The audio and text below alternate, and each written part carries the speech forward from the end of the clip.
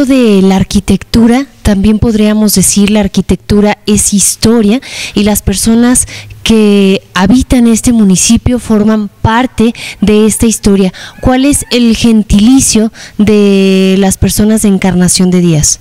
Bueno, obvio, por ser de Encarnación, es encarnacionense, aunque a veces, sobre todo por la amistad con la gente de Aguascalientes, hay mucha cercanía de gente que va a estudiar Aguascalientes, siempre dicen pues que los chones o los choneros, incluso siempre se platican anécdotas que cuando viene los primeros camiones rojos de los Altos venían acá a Encarnación, que cuando llegaban los mismos choferes de relajo decían, aquí se bajan los chones, que no sé cuánto. Entonces, pues el nombre es encarnacionenses, a veces nos dicen chones, a veces choneros. Hubo un tiempo que también nos decían a los de Encarnación semilleros, porque había mucha producción de semilla para el cultivo, sobre todo cebolla, ¿verdad? ¿Cómo podríamos decir que es el típico encarnacionense?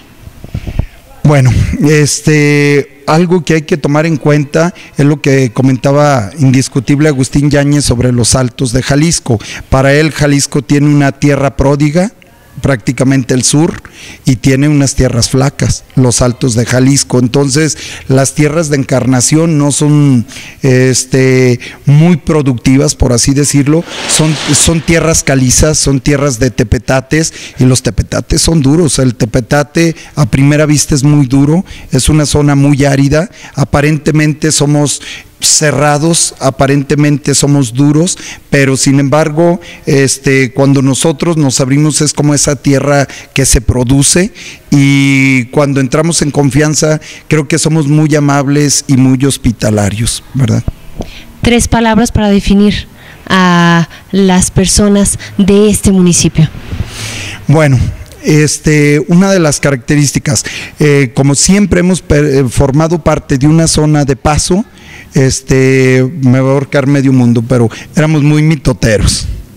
Ese era generalmente, sí, mitotero. ¿Por qué? Porque mitote es la palabra que usaban los indígenas para una fiesta, y creo que somos fiesteros, y aquí en La Chona siempre se distinguió porque cuando venía gente de fuera se hacía fiesta, y platicaban los antiguos que eran fiestas que duraban casi que 3 días con sus noches de pura pachanga, ¿verdad? Entonces somos mitoteros, nos encanta el mitote, nos encanta la fiesta. Como eran lugares de paso, eran lugares donde casi no pasaba nada más que la gente que venía con noticias, y eso hacía que nosotros quisiéramos saber. Incluso hay ventanas que están diseñadas para poder ver la calle, para ver quién pasa. Otro de los aspectos, al ser tierras flacas, es la espiritualidad. Las tierras flacas tienen una característica: aunque tú las trabajes, aunque tú hagas bordos, aunque tú hagas presas, aunque tú hagas lo que sea para sobrevivir, si no tienes fe en la divina providencia, no te va a ir bien. Entonces la gente de Encarnación es muy espiritual. Al ser de una tierra tan árida, se necesita mucho implorar a Dios, y sobre todo pues siempre se tiene la idea de que el próximo año te va a ir mejor, y te va a ir mejor, y te va a ir mejor, y a veces en toda la vida no te va mejor, y tienes la idea de que pues si en esta vida no me fue bien, lo más seguro que voy a encontrar el paraíso perdido después que muera. Por eso uno de los lugares más interesantes de Encarnación es el Panteón de Encarnación, diseñado para vivir ahí, o es vivir, como quien dice, el sueño eterno en espera de la resurrección. Y de ahí que en ese panteón tan peculiar se hayan preservado o momificado los cuerpos, porque al no estar en contacto los cuerpos con el agua, al estar en gavetas se secan, y esos cuerpos estaban en espera de la resurrección, que es algo que nos identifica también, la búsqueda del paraíso perdido. Muy bien, le agradecemos. Hablamos de historia, hablamos de arquitectura, hablamos de tradiciones de nuestra gente, y creo que es un poco, demasiado poco, de lo mucho que es este municipio Encarnación de Díaz, mejor conocido como La Chona. Si usted quiere conocer este municipio, pues sin duda se le estará recibiendo con los brazos abiertos. Muchísimas gracias, arquitecto, por esta entrevista. No, al contrario, ustedes. Incluso ya para terminar, nomás comentarte que La Chona es un un pueblo, una ciudad de contrastes, así como hay una espiritualidad muy fuerte y que a Encarnación la caracterizó como vientre de sacristía por un gran número de vocaciones sacerdotales y religiosas que han salido de estas tierras.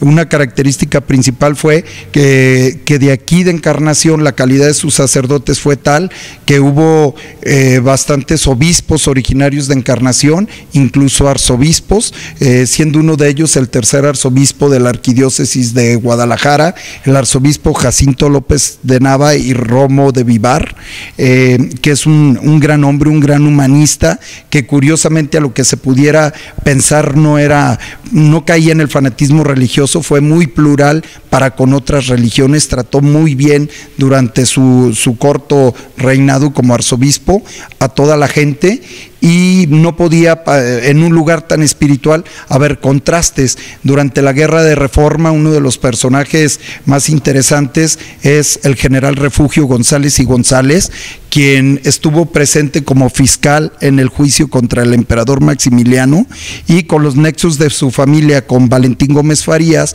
este personaje, por ser liberal, fue desterrado de México. Parece ser que estuvo en París, donde conoció la obra de Allan Kardec, el famoso espiritista que hacía las mesas parlantes y todo eso que estaba de moda en París. Él lo trae a Guadalajara y escribe el primer periódico espiritista en Guadalajara.